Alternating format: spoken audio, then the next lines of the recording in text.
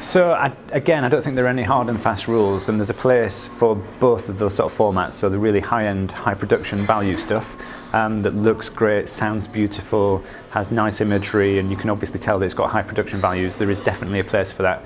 But there's also a place as well for really sort of quick and dirty videos, if you like, and it can be just grabbing a smartphone and using that to grab some footage. And I think you really need the mix of stuff, because if you just creating sort of high-end films about science and research that's happening at Cambridge, then you're missing a potential audience as well. So you need to try and attract students and people who might not ever come to Cambridge but might be interested in some of the things that are going on there. So I think it really has to be a mix, and I really genuinely believe you should be doing both. So do the high-end stuff if you can and make it look beautiful, but it doesn't matter if you don't have very much time. It's very easy to grab some footage either with your smartphone or a simple sort of camera setup and just do something that sort of gets people talking about the research that's happening, making people understand it. I think that's really important, so it has to be a mix.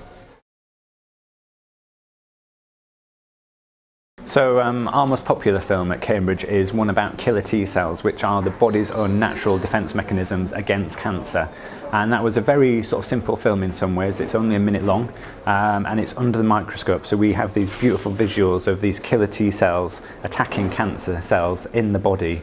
And it's a minute long film, but it's been viewed over 1 million times on our YouTube channel. So it just shows that actually if you get something that looks great and is on a really interesting topic, people will flock to watch it, and people still continue to watch those sort of films. So I think that's a really good example of something that's not of particularly high production value. It looks great, it's only a minute long, and we're telling quite a complex story in quite a simple and engaging way, and I think that's the key to all the sort of communications that we try and put out at Cambridge, is that we're telling obviously very complex research stories, but you have to make it intelligible to as many people as possible. And films like that, where it's just sort of quite quick, a sort of background explainer, are perfect because you can share them very widely on Facebook and on Twitter, where you have certain restrictions in terms of length of film, same with Instagram as well. So it's trying to make sure that you're hitting as many people as possible. And obviously you can make longer films, but sometimes it might just be a case of taking a longer film, say maybe a 15 or 20 minute film, and doing a 1 or 2 minute version of that,